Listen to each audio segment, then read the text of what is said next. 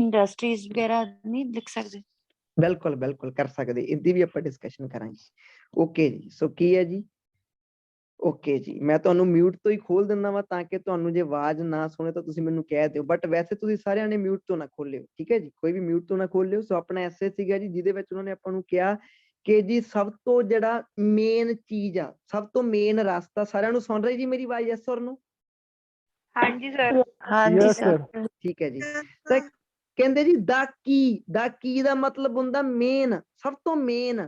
ਕਹਿੰਦੇ ਜਿਹੜਾ ਸਭ ਤੋਂ ਮੇਨ ਰਾਸਤਾ ਵਾ, ਦਾ ਕੀ ਦਾ ਮਤਲਬ ਦਾ ਮੇਨ ਵੇ, ਜਿਹੜਾ ਸਭ ਤੋਂ ਮੇਨ ਰਾਸਤਾ ਕਹਿੰਦੇ এনवायरमेंटल ਪ੍ਰੋਬਲਮ ਨੂੰ ਸੋਲਵ ਕਰਨ ਦਾ ਪ੍ਰੈਜ਼ੈਂਟ ਜਨਰੇਸ਼ਨ ਦੇ ਲਈ, ਉਹ ਇਹ ਆ ਕਿ ਆਪਣਾ ਕਨਵੀਨੀਅੰਟ ਲਾਈਫ ਸਟਾਈਲ ਆ, ਜਿਹੜਾ ਆਪਾਂ ਆਪਦੀ ਲਾਈਫ ਅੱਗੇ ਨਾਲੋਂ ਸੌਖੀ ਬਣਾ ਲਈ, ਉਹਨੂੰ ਸੈਕਰੀਫਾਈਸ ਕਰ ਦਿਓ ਜੀ। ਕਹਿੰਦੇ ਉਹਨੂੰ ਜਿਉਣਾ ਛੱਡ ਦਿਓ, ਉਹਨੂੰ ਯਾਨੀ ਕਿ ਕੁਰਬਾਨ ਕਰ ਦਿਓ ਫॉर द ਸੇਕ of future generation, future generation ਦੇ ਲਈ। ਤਾਂ ਕਹਿੰਦੇ ਜੀ এনवायरमेंट ਦੀਆਂ ਪ੍ਰੋਬਲਮਸ ਸੋਲਵ ਹੋ ਜਾਣਗੀਆਂ। ਸੋ ਇਹਦੇ ਵਿੱਚ ਦੋ ਆਪਸ਼ਨ ਆ ਜੀ, ਜਾਂ ਤਾਂ ਫੁੱਲੀ ਐਗਰੀ ਜਾਂ ਜੀ ਫੁੱਲੀ ਡਿਸਐਗਰੀ। ਜਿਹੜਾ ਬੱਚਾ ਐਗਰੀ ਹੋ ਰਿਹਾ ਵਾ, ਇਹਦਾ ਮਤਲਬ ਉਹ ਬੱਚਾ ਇਹ ਚੀਜ਼ ਨੂੰ ਮੰਨ ਰਿਹਾ ਕਿ ਹਾਂਜੀ ਬਿਲਕੁਲ ਜੀ ਕਨਵੀਨੀਅੰਟ ਲਾਈਫ ਸਟਾਈਲ ਦੀ ਕੁਰਬਾਨੀ ਦੇਣਾ ਹੀ এনवायरमेंटल ਪ੍ਰੋਬਲਮਸ ਦਾ ਮੇਨ ਸੋਲੂਸ਼ਨ ਆ। ਉਹ ਬੱਚਾ ਆ ਸਾਰੀਆਂ ਚੀਜ਼ਾਂ ਨਾਲ ਮੰਨ ਰਿਹਾ ਵਾ। ਹੁਣ ਇਹਦੇ ਲਈ ਉਹਨੂੰ ਜੇ ਸਾਬਿਤ ਕਰਨਾ ਪੈਣਾ, ਪਹਿਲਾਂ ਤਾਂ ਉਹਨੇ ਕੋਈ ਇੱਕ ਚੀਜ਼ ਚੱਕਣੀ ਏਦਾਂ ਦੀ ਕਿ ਜਿਹੜੀ ਵਾਕਈ ਆਪਣੀ ਲਾਈਫ ਸਟਾਈਲ ਨੂੰ ਕਨਵੀਨੀਅੰਟ ਬਣਾਉਣ ਦੇ ਨਾਲ ਨਾਲ এনवायरमेंटल ਪ੍ਰੋਬਲਮਸ ਵੀ ਪੈਦਾ ਕਰ ਰਹੀ ਆ। ਤੇ ਉਹ ਚੀਜ਼ ਨੂੰ ਬਾਅਦ ਚੋਂ ਆਪਾਂ ਨੂੰ ਛੱਡਣਾ ਪੈਣਾ ਜੀ। ਤੇ ਫਿਰ ਇਹ ਕਹਿਣਾ ਪੈਣਾ ਕਿ ਇਹਦੇ ਸੋਲਵ ਕਰਨ ਦੇ ਨਾਲ, ਇਹਨੂੰ ਛੱਡਣ ਦੇ ਨਾਲ ਆਪਣਾ ਜੋ এনवायरमेंटल ਆ ਉਹਦੀ ਪ੍ਰੋਬਲਮ ਸੌਰਟ ਆਊਟ ਹੋ ਜੂਗੀ। ਉਹਦੇ ਵਿੱਚ ਪਹਿਲੀ ਚੀਜ਼ ਜਿਹੜੀ ਆਪਾਂ ਸੋਚੀ ਸੀਗੀ, ਜਿਵੇਂ ਸੋਰਸ ਆਫ ਟਰਾਂਸਪੋਰਟੇਸ਼ਨ, ਜਿਵੇਂ ਕਾਰਸ ਹੋ ਗਈਆਂ ਜਾਂ ਪਲੇਨਸ ਹੋ ਗਏ। ਤੁਸੀਂ ਕਹੋਗੇ ਜੀ ਦੇਖੋ ਬਿਲਕੁਲ ਮੇਰੇ ਨਾਲ ਫੁੱਲੀ ਐਗਰੀ ਆ, ਜੇ ਆਪਾਂ ਆਪਦਾ ਕਨਵੀਨੀਅੰਟ ਲਾਈਫ ਸਟਾਈਲ ਨੂੰ ਕੁਰਬਾਨ ਕਰ ਦਈਏ ਤਾਂ এনवायरमेंटल ਪ੍ਰੋਬਲਮਸ ਨੂੰ ਸੋਲਵ ਕੀਤਾ ਜਾ ਸਕਦਾ। ਉਹਦੇ ਵਿੱਚ ਪਹਿਲਾ ਪੁਆਇੰਟ ਆ ਮੇਰਾ, ਜਿਵੇਂ ਤੁਸੀਂ ਕਹੋ ਜੀ ਸੋਰਸ ਆਫ ਟਰਾਂਸਪੋਰਟੇਸ਼ਨ, ਖਾਸ ਕਰਕੇ ਕਾਰਸ ਤੇ ਪਲੇਨਸ। ਤੁਸੀਂ ਕਹੋ ਜੀ ਇਹਨਾਂ ਦੋਨਾਂ ਨੇ ਆਪਣੀ ਲਾਈਫ ਬਹੁਤ ਜ਼ਿਆਦਾ ਕਨਵੀਨੀਅੰਟ ਬਣਾਤੀ। ਹੁਣ ਮਿੰਟਾਂ ਦੇ ਵਿੱਚ, ਸਕਿੰਟਾਂ ਦੇ ਵਿੱਚ ਇੱਕ ਜਗ੍ਹਾ ਤੋਂ ਦੂਜੀ ਜਗ੍ਹਾ ਜਾਇਆ ਜਾ ਸਕਦਾ ਜੀ। ਬਟ ਕੀ ਤੁਹਾਨੂੰ ਪਤਾ ਕਿ ਆਹ ਵਾਲੀਆਂ ਚੀਜ਼ਾਂ ਦੇ ਕਰਕੇ ਸਭ ਤੋਂ ਜ਼ਿਆਦਾ CO2 এনवायरमेंट ਦੇ ਵਿੱਚ ਦਾਖਲ ਹੋ ਰਹੀ ਆ। ਤੇ ਹੁਣ ਇਹ ਚੀਜ਼ ਪ੍ਰੂਵ ਹੋ ਗਈ, ਇਹ ਚੀਜ਼ ਪਤਾ ਵੀ ਲੱਗ ਗਈ ਕਿ ਸਭ ਤੋਂ ਜ਼ਿਆਦਾ ਬਿਗਰ ਪੋਲਿਊਟਰ ਆ ਜੋ ਉਹ ਕਾਰਸ ਤੇ ਪਲੇਨਸ ਆ ਜੀ। ਸੋ ਤੁਸੀਂ ਕਹਿ ਰਹੇ ਹੋ ਜੀ ਇਹ ਗੱਲ ਬਿਲਕੁਲ ਸੱਚ ਆ। ਮੈਂ ਮੰਨਦਾ ਕਿ ਜੇ ਆਪਾਂ ਕਾਰਸ ਤੇ ਪਲੇਨਸ ਨੂੰ ਸੈਕਰੀਫਾਈ ਕਰ ਦਈਏ, ਕੰਟਰੋਲ ਕਰ ਲਈਏ ਬਹੁਤ ਹੱਦ ਤੱਕ ਨਾ ਮਾਤਰ, ਤਾਂ ਫਿਰ এনवायरमेंटल ਪ੍ਰੋਬਲਮ ਸੋਲਵ ਹੋ ਸਕਦੀ ਹੈ ਜੀ। ਇਹਦੇ ਨਾਲ ਪੋਲਿਊਸ਼ਨ, ਹਵਾ ਪੋਲਿਊਸ਼ਨ ਘਟ ਸਕਦਾ ਬਹੁਤ ਜ਼ਿਆਦਾ। ਇਹਦੇ ਨਾਲ ਗਲੋਬਲ ਵਾਰਮਿੰਗ ਜਿਹੜੀ ਹੈਗੀ ਆ ਉਹ ਕੰਟਰੋਲ ਹੋ ਸਕਦੀ ਆ। ਤੁਸੀਂ ਉਹਨਾਂ ਨੂੰ ਸਬੂਤ ਦੇ ਰਹੇ ਹੋ ਕਿ ਜੀ ਹਾਂਜੀ ਮੈਂ ਬਿਲਕੁਲ ਮੰਨਦਾ ਵਾਂ ਕਿ ਕਨਵੀਨੀਅੰਟ ਲਾਈਫ ਸਟਾਈਲ ਕੁਰਬਾਨ ਕਰਨ ਦੇ ਨਾਲ, ਸੈਕਰੀਫਾਈ ਕਰਨ ਨਾਲ ਆਹ ਚੀਜ਼ਾਂ ਸੋਲਵ ਹੋ ਜਾਣਗੀਆਂ। ਉਹਦੇ ਵਿੱਚੋਂ ਪਹਿਲਾ ਪੁਆਇੰਟ ਸੀਗਾ ਤੁਹਾਡਾ ਸੋਰਸ ਆਫ ਟਰਾਂਸਪੋਰਟੇਸ਼ਨ ਨੂੰ ਤੁਸੀਂ ਕੀ ਕੀਤਾ ਜੀ, ਉਹਨਾਂ ਨੂੰ ਟਾਰਗੇਟ ਕੀਤਾ। ਦੂਸਰੇ ਪੁਆਇੰਟ ਤੇ ਇੱਕ ਬੱਚੇ ਨੇ ਕਿਹਾ ਸੀ ਜੀ ਆਪਾਂ ਜੋ 에ਅਰ ਕੰਡੀਸ਼ਨਰ ਵਗੈਰਾ ਘਰੇ ਲਵਾ ਲੈਂਦੇ ਆ, ਉਹ ਵੀ ਆਪਣਾ ਲਾਈਫ ਸਟਾਈਲ ਕਨਵੀਨੀਅੰਟ ਕਰ ਦਿੰਦੇ ਆ। ਤੇ ਇਹ ਕਨਵੀਨੀਅੰਟ ਕਰਨ ਦੇ ਨਾਲ ਨਾਲ এনवायरमेंटल ਪ੍ਰੋਬਲਮਸ ਵੀ ਪੈਦਾ ਕਰਦੇ ਆ। ਯਾਨੀ ਕਿ ਏਦਾਂ ਦੀਆਂ ਚੀਜ਼ਾਂ ਆਪਾਂ ਦੋ ਕੁ ਹੋਰ ਚੱਕ ਸਕਦੇ ਇਹਦੇ ਨਾਲ, ਜਿਵੇਂ ਫੈਕਟਰੀਜ਼ ਵਗੈਰਾ ਹੋ ਗਈਆਂ ਜੀ, ਜਿਵੇਂ ਯਾਨੀ ਕਿ ਪ੍ਰੋਡਕਸ਼ਨ ਬਹੁਤ ਜ਼ਿਆਦਾ ਹੋ ਰਹੀ ਆ। ਜਿਹੜੀ ਵੀ ਫੈਕਟਰੀ ਕੋਈ ਨਾ ਕੋਈ ਚੀਜ਼ ਪ੍ਰੋਡਿਊਸ ਕਰਦੀ ਆ, ਉਹ ਫੈਕਟਰੀ এনवायरमेंटल ਪੋਲਿਊਸ਼ਨ ਪੱਕਾ ਕਰਦੀ ਹੋਊਗੀ, ਕਿਉਂਕਿ ਉਹ ਕਿਸੇ ਵੀ ਤਰ੍ਹਾਂ ਦਾ ਰॉ ਮਟੀਰੀਅਲ ਤਾਂ ਯੂਜ਼ ਕਰਦੀ ਹੈ ਨਾ।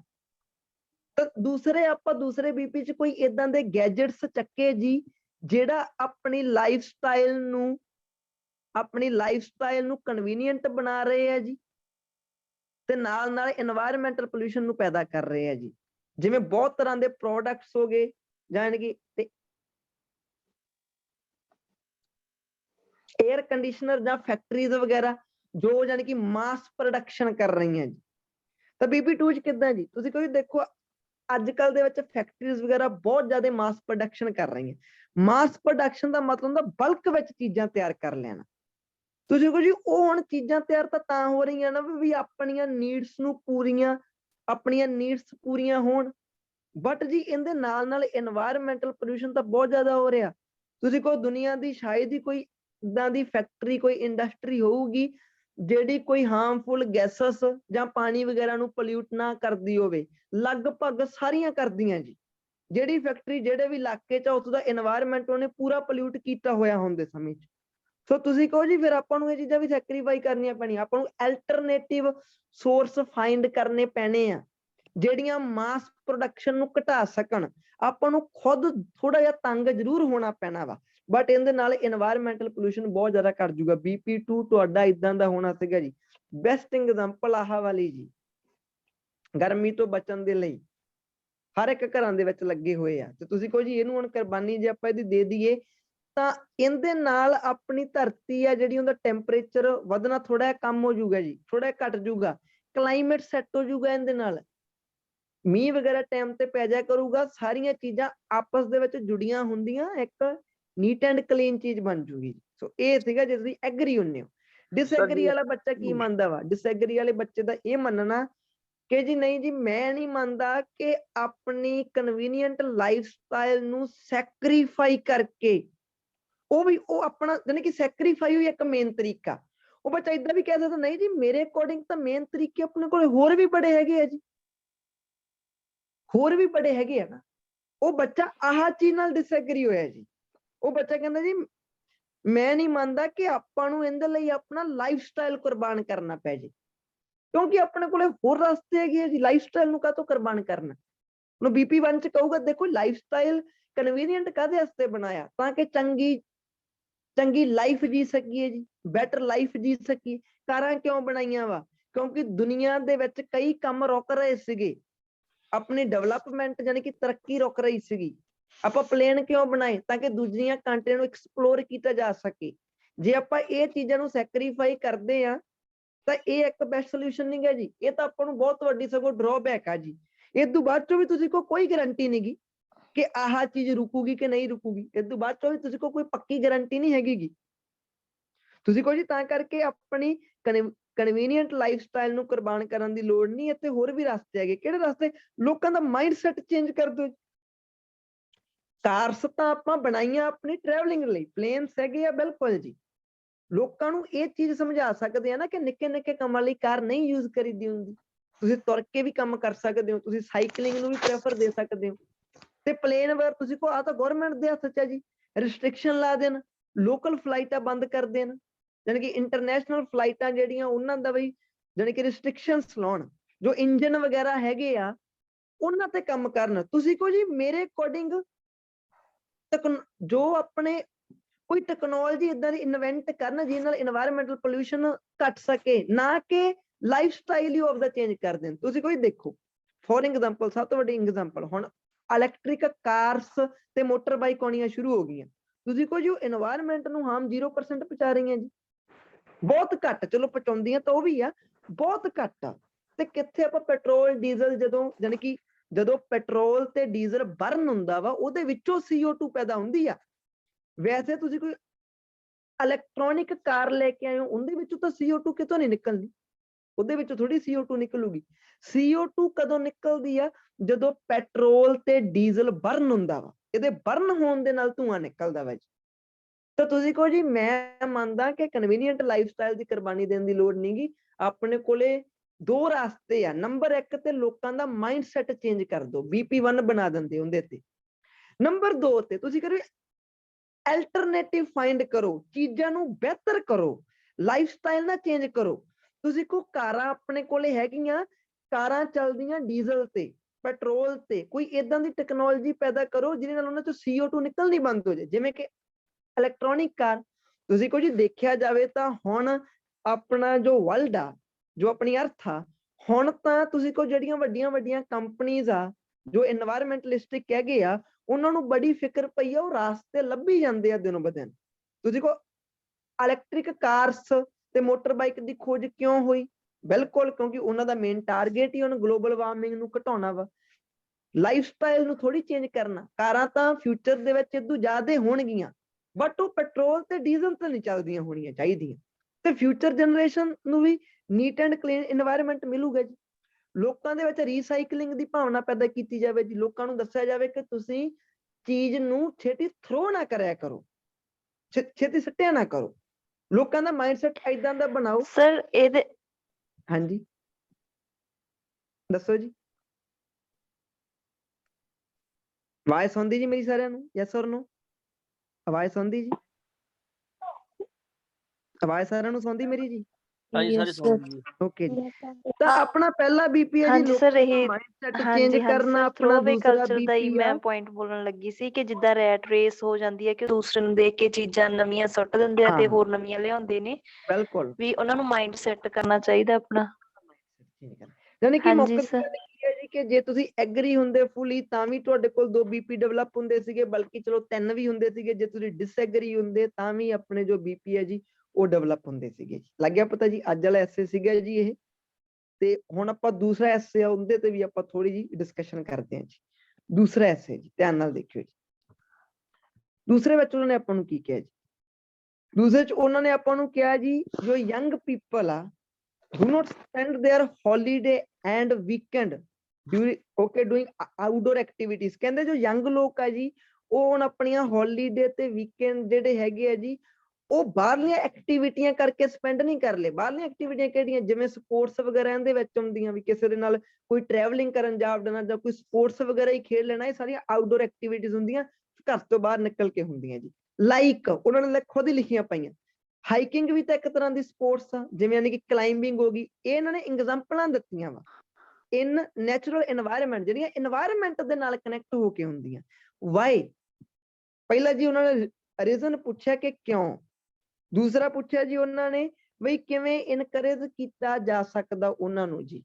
ਸੋ ਐਸੇ ਆ ਜੀ ਆਪਣਾ ਕਿ ਯੰਗ ਪੀਪਲ ਜੋ ਹੈਗੇ ਆ ਜੀ ਉਹ ਅੱਜ ਕੱਲ ਆਪਣੀਆਂ ਜੋ ਛੁੱਟੀਆਂ ਵਗੈਰਾ ਹੁੰਦੀਆਂ ਵਾ ਉਹ ਆਊਟਡੋਰ ਐਕਟੀਵਿਟੀਜ਼ ਜਿਵੇਂ ਕਿ ਹਾਈਕਿੰਗ ਤੇ ਕਲਾਈਮਿੰਗ ਆਹ ਵਾਲੀਆਂ ਚੀਜ਼ਾਂ ਕਰਕੇ ਨਹੀਂ ਸਪੈਂਡ ਕਰਦੇਗੇ ਨੈਚੁਰਲ এনवायरमेंट ਦੇ ਵਿੱਚ। ਕਿਉਂ ਹੋ ਰਿਹਾ ਜੀ ਏਦਾਂ? ਤੇ ਜੀ ਉਹਨਾਂ ਨੂੰ ਕਿਵੇਂ ਇਨਕਰੇਜ ਕੀਤਾ ਜਾ ਸਕਦਾ?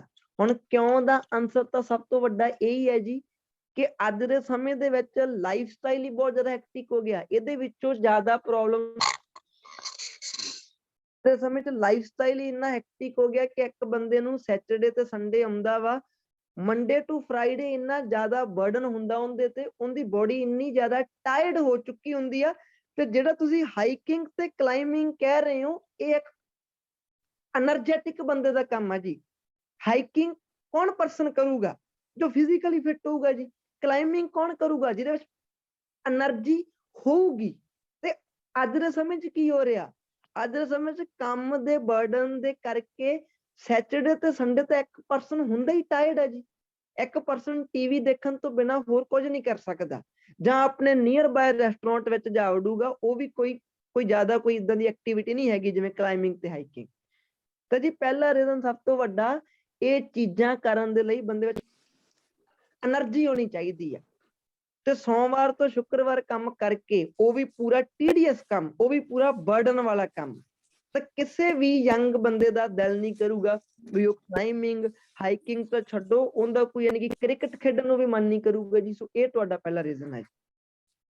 ਨੰਬਰ 2 ਤੇ ਜੀ, ਨੰਬਰ 2 ਤੇ ਕਿ ਅੱਜ ਦੇ ਸਮੇਂ ਵਿੱਚ ਆਊਟਡੋਰ ਜਾਣ ਦੀ ਬਜਾਏ ਲੋਕੀ ਘਰੇ ਆਪਣੀ ਫੈਮਿਲੀ ਨਾਲ ਐਕਟੀਵਿਟੀਜ਼ ਕਰਨੀਆਂ ਬਾਹਲੀਆਂ ਪਸੰਦ ਕਰਦੇ ਆ, ਕਿਉਂਕਿ ਡਿਊਰਿੰਗ ਵੀਕਐਂਡ ਉਹ ਆਪਣੀ ਫੈਮਿਲੀ ਨੂੰ ਟਾਈਮ ਹੀ ਨਹੀਂ ਦੇ ਪਾਉਂਦੇ ਜੀ। ਹੁਣ ਜਦੋਂ ਉਹਨਾਂ ਨੂੰ ਟਾਈਮ ਮਿਲਿਆ ਤਾਂ ਉਹ ਹੁਣ ਆਪਣੀ ਫੈਮਿਲੀ ਨੂੰ ਘਰੋਂ ਬਾਹਰ ਲਿਆਉਣ ਦੀ ਬਜਾਏ ਘਰੇ ਆਪਣੀ ਫੈਮਿਲੀ ਦੇ ਨਾਲ ਕੋਈ ਐਕਟੀਵਿਟੀਆਂ ਕਰਨਗੇ, ਜਿਵੇਂ ਕੁਕਿੰਗ ਹੋ ਗਈ, ਜਿਵੇਂ ਕਲੀਨਿੰਗ ਹੋ ਗਈ। ਤੁਸੀਂ ਕਹੋ ਜੀ ਇੱਕ ਪਰਸਨ ਜਿਹੜਾ ਸੰਡੇ ਵਾਲੇ ਦਿਨ ਸਿਰਫ ਘਰੇ ਆ, ਉਹ ਆਪਣੀ ਫੈਮਿਲੀ ਨੂੰ ਛੱਡ ਕੇ ਕੋਈ ਬਾਹਰ ਜਾਣਾ ਪਸੰਦ ਨਹੀਂ ਕਰਦਾ ਜੀ, ਨਾ ਹੀ ਆਪਣੀ ਫੈਮਿਲੀ। ਸਾਰਾ ਵੀਕ ਉਹ ਤੇ ਉਹਦੀ ਫੈਮਿਲੀ ਬਾਹਰ ਹੀ ਰਹਿੰਦੇ ਆ, ਜਾਣੀ ਕਿ ਵਰਕ ਪਲੇਸ ਤੇ ਰਹਿੰਦੇ ਇੱਕ ਹਿਸਾਬ ਦਾ। ਤਾਂ ਕਰਕੇ ਸੰਡੇ ਉਹਨਾਂ ਨੂੰ ਏਦਾਂ ਹੁੰਦਾ ਕਿ ਉਹ ਆਪਣੀ ਫੈਮਿਲੀ ਦੇ ਨਾਲ ਨਿੱਕੀਆਂ ਮੋਟੀਆਂ ਐਕਟੀਵਿਟੀਜ਼ ਕਰਕੇ ਘਰੇ ਹੀ ਬਸ ਆਪਣਾ ਸੰਡੇ ਵਗੈਰਾ, ਆਪਣੀਆਂ ਹੌਲੀਡੇਜ਼ ਵਗੈਰਾ, ਆਪਣੇ ਵੀਕਐਂਡ ਵਗੈਰਾ ਸਪੈਂਡ ਕਰ ਲੈਣ। ਇਹ ਦੂਸਰਾ ਪੁਆਇੰਟ ਹੈ ਜੀ। ਠੀਕ ਹੈ ਜੀ। ਤੀਸਰਾ ਪੁਆਇੰਟ ਵੀ ਕੋਈ ਹੋਰ ਹੋ ਸਕਦਾ ਜੀ। ਕਈ ਲੋਕਾਂ ਨੂੰ ਏਦਾਂ ਹੁੰਦਾ ਕਿ ਜੇ ਬਾਹਰ ਜਾਣਗੇ ਆਊਟਡੋਰ ਐਕਟੀਵਿਟੀਜ਼ ਏਦਾਂ ਦੀਆਂ ਕਰਨਗੇ, ਕਈਆਂ ਨੂੰ ਫਾਈਨੈਂਸ਼ੀਅਲ ਪ੍ਰੋਬਲਮ ਹੋ ਸਕਦੀ ਹੈ ਜੀ। ਰੀਜ਼ਨ ਬਹੁਤ ਜ਼ਿਆਦਾ ਆ ਜਾਂਦੇ। ਕਈਆਂ ਲੋਕਾਂ ਦਾ ਨੇਚਰ ਹੀ ਇਦਾਂ ਦਾ ਹੁੰਦਾ ਜੀ। ਹੁਣ ਦੇ ਸਮੇਂ ਵਿੱਚ ਤੁਸੀਂ ਕਦੋਂ ਵੀ ਲੋਕ ਬਾਹਰ ਜਾਣਾ ਸਿਕਿਉਰ ਨਹੀਂ ਫੀਲ ਕਰਦੇ, ਏਦਾਂ ਕਹਿ ਸਕਦੇ ਹੋ ਜੀ। ਬਹੁਤ ਜ਼ਿਆਦਾ ਪੁਆਇੰਟ ਆ। ਜਾਂ ਤੁਸੀਂ ਜਿਹੜੀ ਹਾਈਕਿੰਗ ਤੇ ਕਲਾਈਮਿੰਗ ਕਹਿ ਰਹੇ ਹੋ ਵੈਸੇ ਹੀ ਡੇਂਜਰਸ ਹੁੰਦੀਆਂ ਵਾ। ਲੋਕਾਂ 'ਚ ਅੱਜ ਦੇ ਸਮੇਂ 'ਚ ਫੀਅਰ ਹੀ ਬਹੁਤ ਜ਼ਿਆਦਾ ਆ। ਇਹ ਵੀ ਪੁਆਇੰਟ ਕਾਫੀ ਜ਼ਿਆਦਾ ਆ ਜਾਂਦੇ।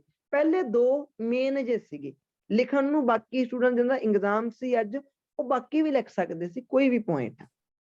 ਤੇ ਹੁਣ ਜੇ ਆਪਾਂ ਗੱਲ ਕਰੀਏ ਜੀ ਸੋਲੂਸ਼ਨਸ ਦੀ ਕਿ ਕੀ ਕੀਤਾ ਜਾ ਸਕਦਾ ਜੀ, ਉਹਨਾਂ ਨੂੰ ਇਨਕਰੇਜ ਕਿਵੇਂ ਕੀਤਾ ਜਾ ਸਕਦਾ। ਇਨਕਰੇਜ ਤੁਸੀਂ ਕੋਈ ਦੇਖੋ, ਇਨਕਰੇਜ ਦੇ ਵਿੱਚ ਕੋਈ ਜ਼ਿਆਦਾ ਕਿਸੇ ਜਾਣੀ ਕਿ ਬੰਦੇ ਦਾ ਹੱਥ ਨਾ ਹੋ ਕੇ ਇੱਕ ਪਰਸਨ ਨੂੰ ਆਪਾਂ ਏਦਾਂ ਜ਼ਰੂਰ ਦੱਸ ਸਕਦੇ ਹਾਂ ਬਈ ਜੇ ਉਹ ਵੀਕਐਂਡਸ ਤੇ ਬਾਹਰ ਜਾਊਗਾ, ਕਲਾਈਮਿੰਗ ਕਰੂਗਾ, ਹਾਈਕਿੰਗ ਕਰੂਗਾ, ਇਹਦੇ ਨਾਲ ਉਹਦਾ ਲਾਈਫ ਸਟਾਈਲ ਜਾਂ ਬੈਲੈਂਸ ਰਹੂਗਾ ਜੀ। ਤੁਸੀਂ ਕਰੋ ਇਨਕਰੇਜ ਕਰਨਾ ਕਿਵੇਂ ਕੀਤਾ ਜਾ ਸਕਦਾ, ਉਹਨੂੰ ਸਮਝਾ ਕੇ ਜੀ, ਉਹਨੂੰ ਇੰਪੋਰਟੈਂਸ ਦੱਸੀ ਜਾ ਸਕਦੀ ਹੈ ਵੀ ਆਊਟਡੋਰ ਐਕਟੀਵਿਟੀਜ਼ ਦੀ ਇੰਪੋਰਟੈਂਸ ਕੀ ਆ। ਜੇ ਉਹਨੂੰ ਸਮਝ ਆ ਗਈ ਤਾਂ ਉਹ ਫਿਰ ਆਪਣੇ ਹਰੇਕ ਵੀਕਐਂਡਸ ਤੇ ਬਾਹਰ ਜਾਇਆ ਕਰੂਗਾ ਜੀ। ਇੱਕ ਪਰਸਨ ਨੂੰ ਇਹ ਦੱਸਿਆ ਜਾ ਸਕਦਾ ਵਾ ਕਿ ਉਹ ਸਾਰਾ ਵੀਕ ਜੋ ਕੰਮ ਕਰ ਰਿਹਾ ਵਾ ਉਹਦੇ ਨਾਲ ਮੈਂਟਲ ਸਟ੍ਰੈਸ ਉਹਦੇ ਬਹੁਤ ਜ਼ਿਆਦਾ ਪੈ ਗਏ। ਤੇ ਮੈਂਟਲ ਸਟ੍ਰੈਸ ਦਾ ਜਿਹੜਾ ਬੈਸਟ ਕੀ ਹੁੰਦੀ ਹੈ ਜਿਹੜੀ ਉਹਨੂੰ ਸੋਲਵ ਕਰਨ ਦੀ, ਉਹ ਹੁੰਦੀ ਆ ਬਾਹਰਲੀਆਂ ਐਕਟੀਵਿਟੀਆਂ, ਨਾ ਕਿ ਇਨਡੋਰ ਐਕਟੀਵਿਟੀਜ਼।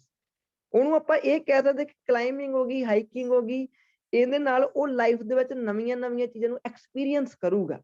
ਇਹਦੇ ਨਾਲ ਉਹਦੀ ਲਾਈਫ ਦੇ ਵਿੱਚ ਬੈਲੈਂਸ ਬਣਿਆ ਰਹੂਗਾ ਜੀ। ਅਵੇਅਰ ਕੀਤਾ ਜਾ ਸਕਦਾ ਜੀ।